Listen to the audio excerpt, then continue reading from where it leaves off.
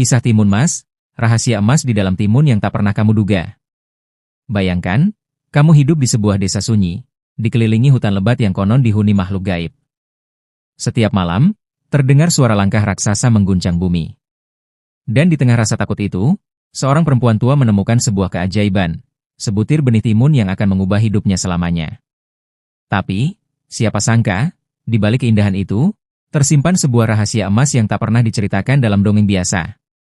Sebelum kita masuk ke kisah penuh misteri ini, jangan lupa dukung channel ini dengan subscribe, like, dan nyalakan lonceng notifikasi, agar kamu tidak ketinggalan cerita-cerita epik lainnya. Karena setiap klik dari kamu adalah energi untuk kami terus menghadirkan kisah luar biasa seperti ini. Sekarang, siapkan dirimu. Tarik napas dalam-dalam. Karena kisah Timun Mas yang akan kamu dengar ini bukan sekadar legenda, tapi sebuah perjalanan hidup yang penuh rahasia, intrik, dan perjuangan melawan takdir. Bagian 1.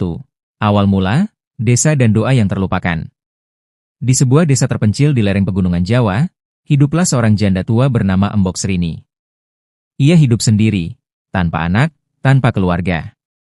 Setiap hari ia bekerja keras di ladang, menanam sayur dan memetik hasil hutan untuk bertahan hidup. Tapi setiap malam, ada satu hal yang selalu ia lakukan, menengadahkan tangan, berdoa agar Tuhan mengaruniakan seorang anak. Namun, dunia ini tak selalu seindah harapan. Embok Srini sudah menunggu puluhan tahun, tapi tak kunjung dikaruniai buah hati. Hingga suatu hari, saat matahari tenggelam di balik gunung, ia pergi ke hutan mencari kayu bakar. Dan di sanalah, nasibnya berubah.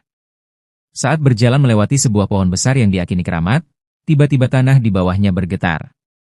Angin bertiup kencang, dedaunan berterbangan, dan suara mengerikan terdengar. Embok Srini, aku tahu isi hatimu. Kamu menginginkan seorang anak, bukan? Suara itu berasal dari sosok raksasa mengerikan, Buto Ijo. Tubuhnya hijau, matanya merah menyala, giginya tajam, dan setiap langkahnya membuat bumi bergetar. Embok Srini gemetar ketakutan, lututnya lemas, tapi ia tak bisa lari. Jangan takut, Embok. Aku akan memberimu seorang anak. Tapi ingat, ada syaratnya. Embok Srini, yang sudah terlalu lama mendambakan seorang anak, hanya bisa mengangguk, meski jantungnya berdebar hebat. Buto Ijo pun mengulurkan tangannya, menyerahkan sebutir biji timun raksasa. Tanam biji ini di halaman rumahmu. Rawat dengan baik. Dan saat timun ini berbuah, di dalamnya, akan ada seorang bayi yang cantik. Tapi, ketika ia berusia 17 tahun, aku akan datang untuk mengambilnya. Tanpa pikir panjang, Embok Srini menerima biji itu. Ia tak menyadari, keputusan ini akan menjadi awal dari petualangan penuh darah dan air mata. Bagian 2, Timun Emas lahir dan rahasia tersembunyi. Hari demi hari, biji timun itu tumbuh menjadi tanaman raksasa dengan daun lebar selebar tikar. Dan suatu pagi, Embok Srini melihat sebuah timun yang ukurannya luar biasa besar, lebih besar dari tempayan. Ia memotong timun itu perlahan, dan di dalamnya ada bayi perempuan yang cantik, berkulit kuning keemasan. Embok Srini menangis haru. Ia memberi nama bayi itu Timun Mas. Sejak saat itu, hidupnya berubah. Rumah yang dulu sepi kini dipenuhi tawa dan canda. Timun Mas tumbuh menjadi gadis yang tidak hanya cantik, tapi juga memiliki aura misterius.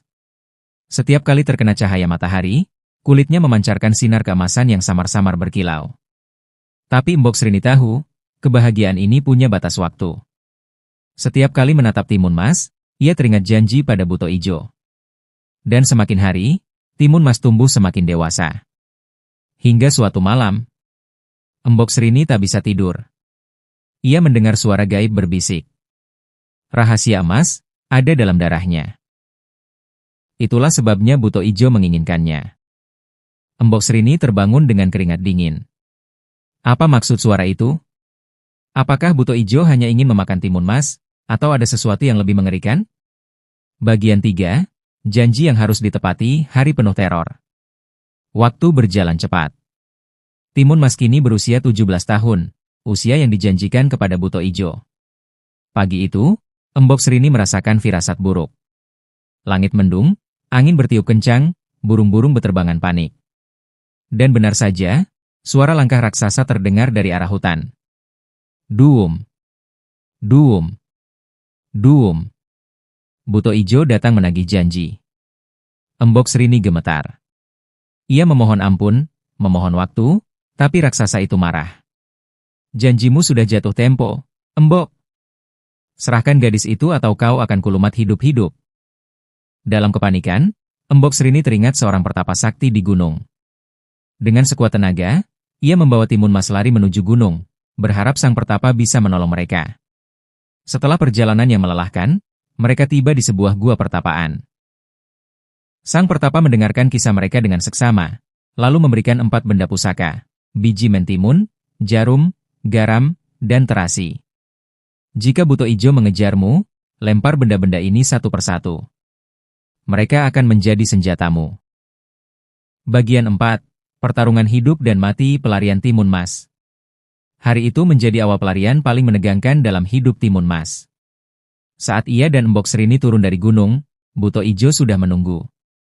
Dengan lolongan mengerikan, raksasa itu mengejar Timun Mas.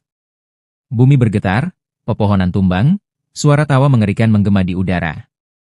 Timun Mas berlari sekuat tenaga, lalu melempar biji mentimun. Seketika, tanah berubah menjadi ladang mentimun raksasa yang menjalar ke segala arah.